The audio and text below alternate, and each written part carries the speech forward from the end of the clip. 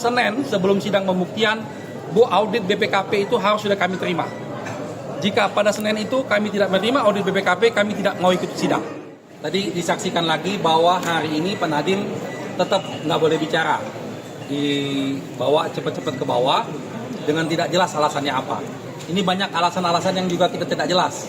Misalnya tadi audit BPKP takut sekali diberikan kepada kita. Itu juga ada apa?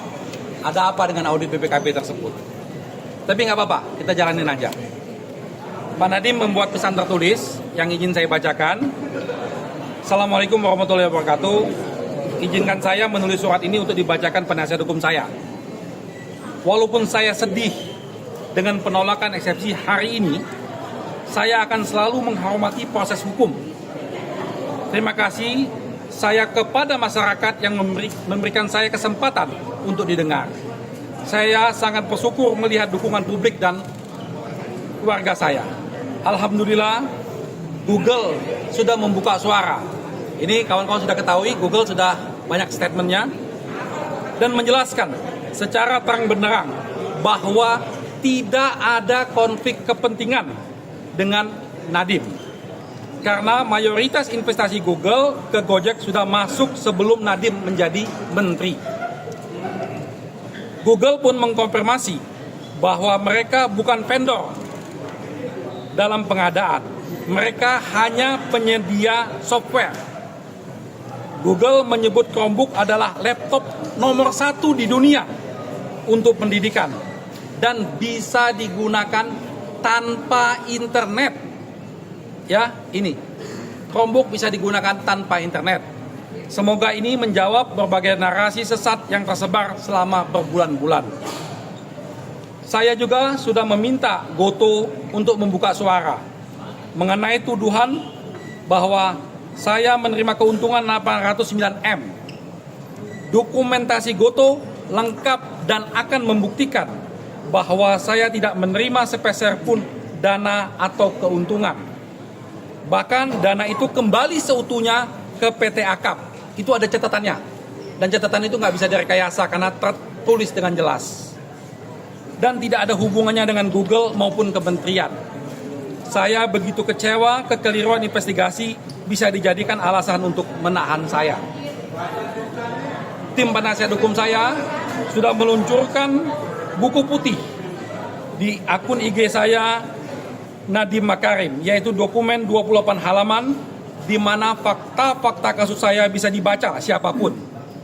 Kami terus mengupayakan transparansi agar publik bisa menilai sendiri apa yang sebenarnya terjadi. Saya berharap sidang saya bukan menjadi perdebatan narasi, tapi menjadi sumber penerangan fakta dengan data. Kebebasan saya dirampas, nama baik saya dirampas, bahkan hak bicara pun saya dirampas. Tapi yang tidak bisa dirampas adalah kebenaran. Satu persatu fakta akan terbuka dan ya saya yakin Allah akan memberi jalan untuk kebenaran. Dengan hormat, Nadiem Makarim. Ya. Dari PH sendiri gimana Pak tanggapannya soal saksi apa sedang lanjut Pak? Ya, kaitan dengan kita sudah memasuki tahap pembuktian ke depan, tadi sudah dijelaskan oleh Majelis Hakim, tadi ditanyakan oleh Pak Dodi, bahwa Senin sebelum sidang pembuktian, audit BPKP itu harus sudah kami terima. Jika pada Senin itu kami tidak menerima audit BPKP, kami tidak mau ikut sidang. Karena itu adalah putusan Majelis Hakim dalam putusan selah. Seperti kita menghormati putusan selah bahwa eksepsi kami ditolak, mereka juga harus menghormati putusan selah itu bahwa audit BPKP harus diserahkan. Pak Google sudah bicara Pak, apakah akan ada niat untuk menjadikan saksi Pak? Nanti kita lihat perkembangannya. Tentunya ini penting sekali ya, karena Google adalah pihak yang selalu disebut-sebut memberikan keuntungan pada Nadiem. Dan Google sudah menyampaikan statementnya secara resmi, itu menerangkan bahwa memang tidak ada niat jahatnya Nadiem dengan Google tersebut.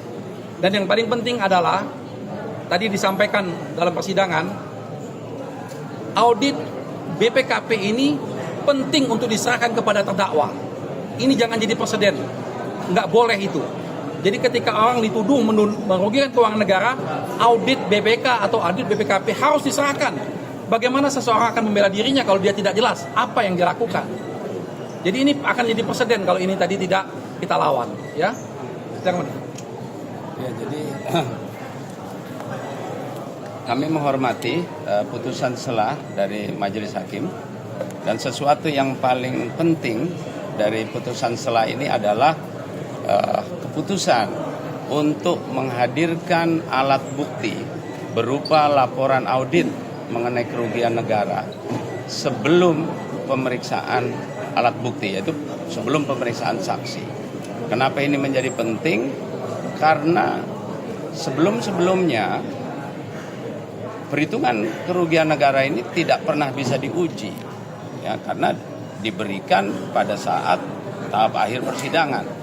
Nah, oleh karena itu ini merupakan babak baru dari putusan selah, di mana majelis yang mulia, majelis hakim, berani memerintahkan jaksa penuntut umum untuk menyerahkan alat bukti audit kerugian negara sebelum pemeriksaan alat bukti. Nah, dengan demikian proses persidangan akan dapat dilaksanakan secara fair karena semua yang tertulis di dalam laporan perhitungan kerugian negara dapat diuji dari sejak awal. Nah, oleh karena itu ini bisa membuktikan apakah perhitungan yang disebutkan ada kerugian negara 1,5 triliun dan 600 miliar tersebut memang didasarkan kepada alat-alat bukti yang sah yang ada. Nah, begitu juga tadi sudah disebutkan bahwa Google sudah mengkonfirm, sudah mengklarifikasi mengenai penyebutan peran-peran Google di dalam dakwaan jaksa.